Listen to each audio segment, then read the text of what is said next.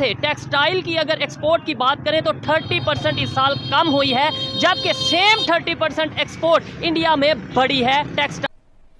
लाहौर पाकिस्तान के गैस बिजली के निर्ख खित्ते में सबसे ज्यादा हैं। जराये के मुताबिक लाहौर में मई में पाकिस्तान की टेक्सटाइल बरामदात 30% कम हो गई हैं लाहौर में, जबकि बांग्लादेश श्रीलंका की टेक्सटाइल बरामदात मई में 30% तक बढ़ गई हैं टेक्सटाइल इंडस्ट्री की। इसी वाले से पाकिस्तानी पब्लिक से बात करेंगे कि क्या जो पाकिस्तान से ऑर्डर गए हैं इंटरनेशनल लेवल पे, जो ऑर्डर टेक्सटाइल के हवाले से जो प्लान बी की बात करते हैं हमारे वफाकी वजीर खजाना इसहाक डार कि प्लान बी है, लेकिन उसको हम डिस्क्लोज नहीं कर सकते पब्लिकली।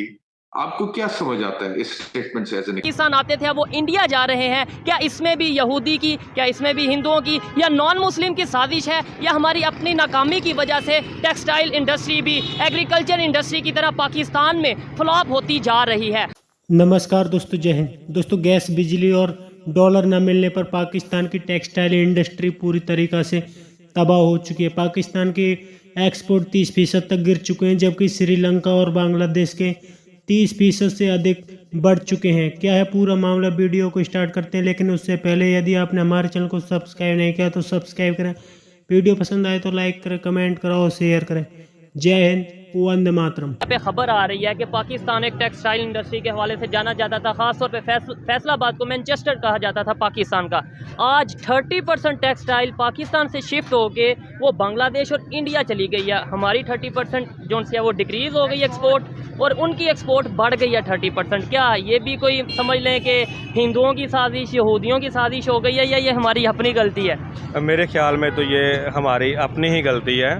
इसमें अगर हम देखें ना कि ये एक्सपोर्ट जो है या इंपोर्ट जो है ये कम क्यों हो रही है, मेरे ख्याल में सबसे इम्पोर्टेंट बात ये है कि हमारे जो इंडस्ट्रियलिस्ट हैं वो कॉन्फिडेंस नहीं है उनमें, वो कॉन्फिडेंस आ नहीं रहा, जो मुझे ऐसा लग रहा है। क्योंकि मेरे सर्कल में भी कुछ दोस्त हैं जो बिज़नेस कर रहे हैं, ठीक है। तो वो होता कुछ इस तरह से है कि रिसेंटली मेरा ये एक दोस्त वो iron oxide, red oxide basically वो मंगवा रहा है ये चाइना से, जर्मनी से, लेकिन वो एलसी क्लोज हो गई, वो डॉलर जो है इनके पास थे नहीं देने के लिए।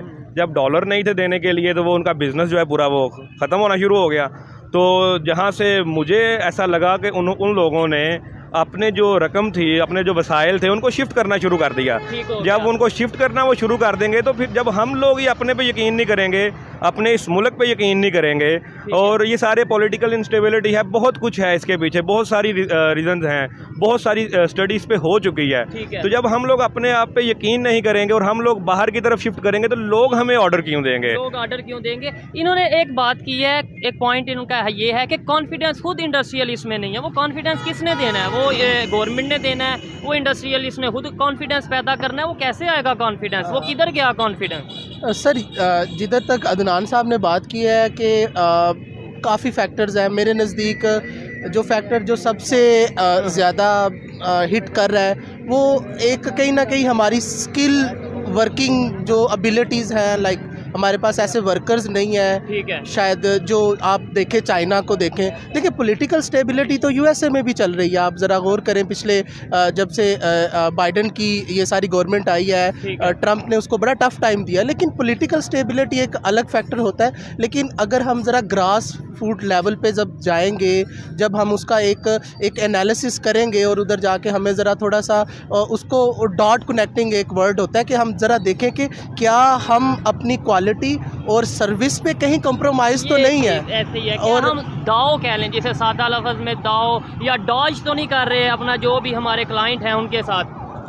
मेरे ख्याल में कहीं ना कहीं ये बहुत बड़ा फैक्टर है। देखिए, अभी मैं शॉपिंग करके आ रहा हूँ आपको इंटरव्यू देने से पहले, तो मैं जो शर्ट ख़रीद के लाया हूँ ना, उसके ऊपर लिखा हुआ है made in Bangladesh. So this was quite hurting के हमें एक हमसे वो मुल्क जो हमसे एक हमारा हिस्सा था और वो हमसे आज़ाद हुआ, आज हम उन्हीं के बनाए हुए कपड़े पहन रहे हैं। तो एज अ पाकिस्तानी हमें बड़ा एक अजीब फीलिंग आती है कि हमें उस क्वालिटी और मैं आपको एक चीज़, सॉरी आपको काट रहा हूँ, उसमें एक चीज़ मैं आपको बताता जाऊँ, उनकी क्वालिटी जो फैब्रिक की थी वो हमारे फैब्रिक से बहुत अच्छी है। इट मीन्स के ये पॉलिटिकल अनस्टेबिलिटी, ये अगर पॉलिटिकल अनस्टेबिलिटी या दूसरे फैक्टर्स का जिक्र था तो कोविड में हमारी इंडस्ट्री इतनी ऊपर क्यों गई थी?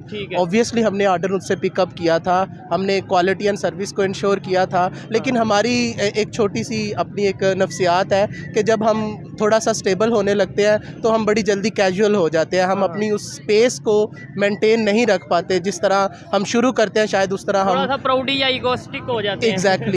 जी बिल्कुल, ये एटमा की तरफ से और उनके प्रेसिडेंट चीफ हैं गौहर इजाज, उनकी तरफ से एक मुआवजा जारी किया गया है और प्राइम मिनिस्टर को खत लिखा गया है जिसमें इंतहाई अलार्मिंग सूरत हाल करार देते हुए और तशवीशनाक सूरत हाल करार देते हुए इस बात की निशानदेही कर दी गई है कि मई में हमारी एक्सपोर्ट जो थी टेक्सटाइल की वो बढ़ने की बजाय 30% तक कम हुई है। और उसके साथ उन्होंने मुआवजा किया है वियतनाम का, भारत का, श्रीलंका, बांग्लादेश, इन ममालिक का, कि वहां पर 25 से 30% टेक्सटाइल की जो बरामदात है बढ़ी है। तो ये एक ऐसी सिचुएशन है जिससे जो मौजूदा हुकूमत है, खासतौर पर प्राइम मिनिस्टर शहबाज शरीफ को इस बात का नोटिस लेना चाहिए। उनके जो उन्होंने जो खत लिखा है उसमें ये बात वाजे कर दी है कि जब तक हमें जो टैरिफ है हमारा बिजली गैस का वो दीगर ममालिक यानी श्रीलंका, बांग्लादेश के मुताबिक नहीं होगा तो हम ना टेक्सटाइल बढ़ा सकेंगे और हम IMF के सामने हाथ फैलाते रहेंगे। खुदारा इस तरफ तवज्जो दी जाए और हमारे साथ बैठकर पॉलिसी बनाई जाए। जिस तरह से आप परेशान है कि प्लान बी क्या है या क्या हो सकता है, उसी तरीके से जनाब हम भी परेशान है। हमें समझ ही नहीं आ रहा कि ये कोई प्लान बी अगर है तो सामने आया क्यों नहीं है। क्योंकि होता ये है कि अगर मेरे और आपके घर की बात हो ना तो मुझे समझ में आता है कि यार मैंने प्लान को ऐसा कोई सीक्रेट रखा हुआ है कि अगर आप भी आउट करूंगा तो आप भी कॉपी कर लेंगे या कोई पड़ोसी और भी कॉपी कर लेगा। लेकिन यहाँ बात हो रही है पाकिस्तान की, मुल्क के खुदादादे पाकिस्तान, जहाँ पे 24 करोड़ लोग रहते हैं। आप जो भी बात करें कम से कम ये ना हो कि आप पाकिस्तानियों के साथ मजाक ना करें कोई भी किसी भी किस्म का। जो माजरत के साथ टोन एंड टेनर हमारे फाइनेंस मिनिस्टर साहब अपनी तकारीर में पिछले दिनों इस्तेमाल करते रहे हैं कि IMF के साथ ये हो जाएगा, वो कर लेंगे, वो हमें इस तरह से कर रहे हैं, यूज कर रहे हैं और हमें खेल रहे हैं हमारे साथ। और उन्होंने परसों बजट स्पीच में जो है अपना जो पोस्ट बजट स्पीच थी उसमें उन्होंने मीडिया को भी बड़ा स्ट्रिक्टली कहा कि आप लोगों को आवाज उठानी चाहिए कि आप जो है IMF को वो करें कि वो क्यों नहीं हमें लोन दे रहा है। मेरा भी ख्याल है कि आप और मेरी बात या मेरे चीखने से या आपके कुछ कहने से IMF को फर्क पड़ेगा। IMF ने कंडीशन रखी हुई है हमारे सामने ABCD, whatever those conditions are, if we fulfill that हमें वो लोन मिल जानी चाहिए। अगर हमने फुलफिल कर दी है और फिर लोन नहीं मिल रही तो फिर उसकी वजह देखती है कि वो क्यों नहीं मिल रही। लेकिन ये कहना कि हमारे पास ट्रिलियंस ऑफ डॉलर्स के एसेट्स हैं और हमें कोई परेशानी नहीं है और वो हम बेच देंगे या उनसे हम पैसे निकाल लेंगे, मुझे समझ नहीं आती। मैं पिछले 20 साल से I am a student of law और मैं थोड़ा बहुत जो है अकाउंट्स और टैक्स और थोड़ा बहुत इकोनॉमी को अब समझने लगा हूँ। मुझे समझ नहीं आती पिछले 20 साल से हमने कोई एसेट अपना प्राइवेटाइज कर नहीं सके, किसी भी एसेट को हम प्राइवेटाइज करने में कामयाब भी नहीं हुए। और इस बजट में अगर आप बजट का जो इनका देखते हैं कि इन्होंने शेड्यूलिंग या जो टैक्स रेवेन्यू एक अपनी जगह पे और नॉन टैक्स रेवेन्यू अपनी जगह पे होते हैं। नॉन टैक्स रेवेन्यू में जो इन्होंने प्राइवेटाइजेशन से जो रिसीट्स एक्सपेक्ट की हैं वो 15 बिलियन रुपए की है। इसका मतलब ये हुआ कि प्राइवेटाइजेशन तो हमें करना नहीं है और 800-900 बिलियन इन SOEs को जो है इनके पेट में हमें डालना है ताकि उनके लॉसेस जो है वो बढ़ते चले जाएं और वो डेड हॉर्सेस या डेड एलिफेंट्स जो है हम जिनको या वाइट एलिफेंट जिनको कहते हैं हम उन्हें चलाते रहें। तो मैं नहीं समझ पा रहा हूँ कि जैसे आपने अपने इब्तिदाइया में बताया कि 14,500 अरब का बजट है जो हम शुरू ही खसारे से करेंगे, यानी 7,000 अरब हमें जो है लोन लेनी है। यानी हम तो डेट ट्रैप में फंस गए हैं और हम इस मजीद कर्जे लेंगे कर्जे वापस करने के लिए। यानी इस दफा हमारा जो कर्जे वापस हमें करने वो 7,303 अरब के जो इंटरेस्ट कॉस्ट हमें वापस करनी। तो देखिए बात बड़ी सादा सी है। मैं अपने घर का बजट बनाता हूँ तो मुझे पता है कि भाई मेरे पास अगर 1,000 रुपए हैं तो 1,000 रुपए में से क्या क्या चीजें मैं खर्च कर सकता हूँ। अगर 1,000 रुपए हैं और मुझे कोई ऐसी चीज करनी है यानी मैं बाहर का खाना नहीं खाऊंगा, मैं अपने पास कर कसर करके उस 1000 रुपए में अपने घर को चलाने की कोशिश करूंगा। ये थोड़ी है कि मेरे पास 1000 रुपए और मैं 4000 रुपए के खर्चे मार्क कर लूं।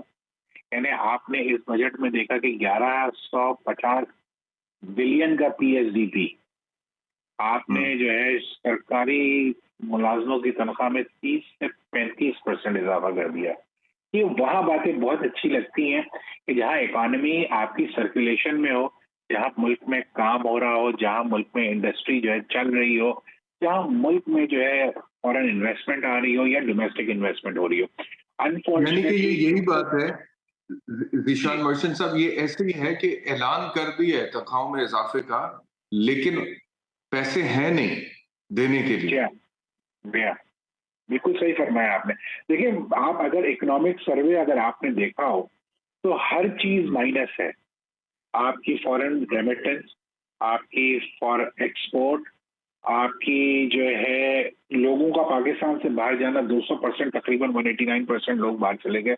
आपकी मैन्युफैक्चरिंग माइनस, आपकी ट्रेडिंग माइनस, आपकी सर्विस सेक्टर बेयरली आप जीरो पे है, 0. तो दोस्तों पाकिस्तान में इस वक्त एक के बाद एक लगातार बड़ी बड़ी इंडस्ट्रियां बंद होती चली जा रही हैं, क्योंकि पाकिस्तानी सरकार उनको इंपोर्ट करने के लिए डॉलर नहीं दे रही। पाकिस्तान में इस वक्त डॉलर क्राइसिस है, इससे पाकिस्तान की टेक्सटाइल इंडस्ट्री पूरी तरीक़ा से तबाह हो चुकी है। पाकिस्तानी मीडिया का कहना है कि श्रीलंका और बांग्लादेश के टेक्सटाइल इंडस्ट्री के एक्सपोर्ट 30% तक बढ़ी हैं, जबकि पाकिस्तान की एक्सपोर्ट 30% से अधिक तक गिर चुकी हैं, क्योंकि पाकिस्तान में इस वक्त एक तो डॉलर का क्राइसिस है, तो दूसरी तरफ पाकिस्तानी सरकार पूरी मात्रा में उनके लिए गैस और बिजली नहीं दे पा रही। यही कारण है कि पाकिस्तान में इस वक्त टेक्सटाइल इंडस्ट्री की एक्सपोर्ट गिर चुकी हैं। पाकिस्तानी मीडिया इस वक्त काफ़ी ज़्यादा परेशान है, क्योंकि पाकिस्तान में कपड़ों का भी क्राइसिस शुरू होने वाला है। पाकिस्तानी सरकार कपड़ों को भी इंपोर्ट करेगी, जिसे देख करके पाकिस्तानी काफ़ी ज़्यादा परेशान है, क्योंकि पाकिस्तान के पास इस वक्त डॉलर नाम मात्र हैं। पाकिस्तान बहुत ही ज़रूरत के सामान को ही इंपोर्ट कर पा रहा है, उससे अधिक पाकिस्तान की सरकार नहीं कर पा रही, क्योंकि इस वक्त पाकिस्तान में डॉलर क्राइसिस काफ़ी तगड़ा हो चुका है। आपकी क्या राय कमेंट में जरूर शेयर करें। यदि आप चैनल पर नए तो चैनल को सब्सक्राइब करें। वीडियो पसंद आए तो लाइक करें, कमेंट करें और शेयर करें। जय हिंद, वंदे मातरम।